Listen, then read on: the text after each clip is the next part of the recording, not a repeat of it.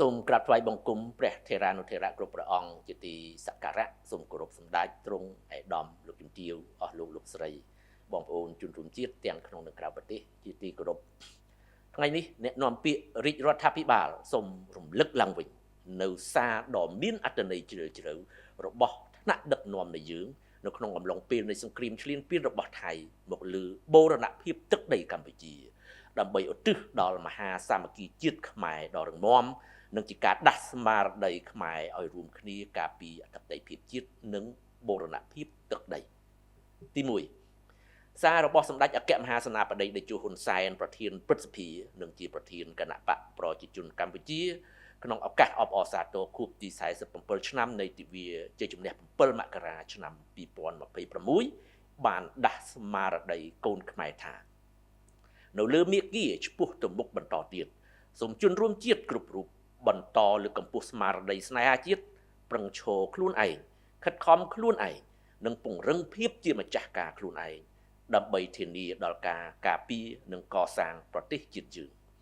ខ្ញុំមានជំនឿមុតមមថាឯកលើកម្លាំងមហាសាមគ្គីនិងស្មារតីស្នេហាជាតិដ៏មោះមុតយើងពិតជាបន្តយកឈ្នះលើរាល់ឧបសគ្គបានមិនថាឧបសគ្គនោះធំប៉ុណ្ណាឡើយយើងចងចាំប្រវត្តិសាស្ត្រនេះចងចាំអក្រិតកម្មបំផ្លាញមរតកវប្បធម៌ដែលជាដួងព្រលឹងជាតិយើងចងចាំការប្រមាថមើលងាយមកលើជាតិមាតុភូមិនិងប្រជាជនយើងកម្ពុជាដើរលើផ្លូវសន្តិភាពតែមិនអាចធ្វើសម្បទានបូរណភាពទឹកដីនិងសេចក្តីថ្លៃថ្នូរនៃប្រជាជាតិរបស់ខ្លួនបានឡើយទី2សម្ដេចមហាបវរធិបតីហ៊ុនម៉ាណែតនាយករដ្ឋមន្ត្រីក្នុងសារផ្ញើទៅកាន់វីរៈកងទ័ពវីរៈកងនគរបាលជាតិនិងជនរួមជាតិកាលពីថ្ងៃទី29ខែធ្នូឆ្នាំ2025នៅក្រោយបទឈប់បាច់លើកទី2ចូលជាធរមានក៏បានអង្រួនស្មារតីកូនខ្មែរថាទុកលំបាកនិងពលិកម្មសាច់ស្រស់ឈាមស្រស់របស់វីរៈជនយើងនៅឯសមរភូមិគឺជាការដាស់តឿនមិនឲ្យយើងបំភ្លេចសំបីមួយវិនាទីណាឡើយថាបែកបាក់គឺស្លាប់សាមគ្គីរឹងមាំគឺរស់ដូច្នេះស្របតាមពាក្យចាស់ពោលថាចង្កឹះមួយបាច់គេកាច់មិនបាក់យើងត្រូវតែយកការលំបាកនៅពេលនេះ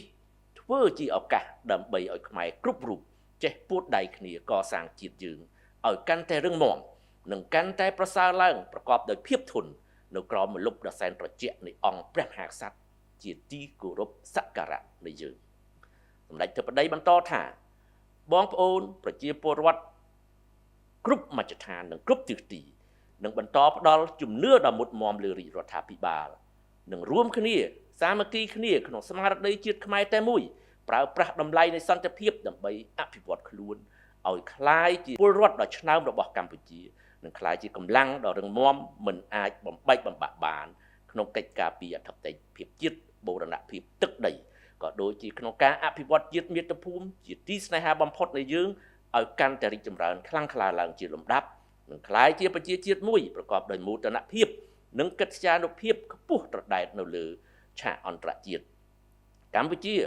សម្រាប់ប្រកាន់យកមាគ៌ាសន្តិភាពនិងតម្កល់អាយុជីវិតនិងសុខទុក្ខរបស់ប្រជាពលរដ្ឋជាអត្ថប្រយោជន៍ចម្បងបំផុតនិងខ្ពស់បំផុត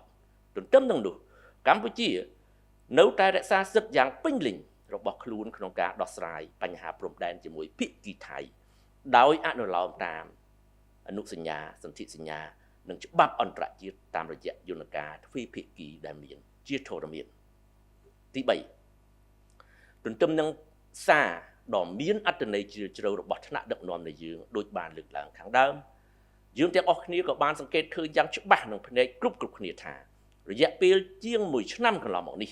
កម្លាំងមហាសាមគ្គីជាតិខ្មែរដើម្បីបុព្វហេតុជាតិមាតុភូមិជាពិសេសដើម្បីបុព្វហេតុការពារអធិបតេយ្យភាពជាតិបូរណភាពទឹកដីពិតជាមានទំហំធំធេង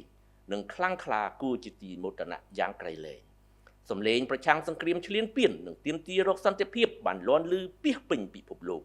សម្លេងរបស់ប្រជាជាតិខ្មែរនិងការងារការទូតយ៉ាងសកម្មឃ្លាវខ្លាប្រកបដោយភាពចាស់ទុំត្រឹមត្រូវរបស់រាជរដ្ឋាភិបាលបានធ្វើឲ្យសហគមន៍អន្តរជាតិតាមដានយ៉ាងយកចិត្តទុកដាក់និងកំពុងជំរុញឲ្យមានដំណោះស្រាយដោយសន្តិវិធីតាមគោលការណ៍ច្បាប់អន្តរជាតិជាក់ស្ដែងអ្នករាយការណ៍ពិសេសអង្គការសហប្រជាជាតិទទួលបន្ទុកសិទ្ធិមនុស្សនៅកម្ពុជាសភាប្រទេសនិយាយភាសាបារាំង APF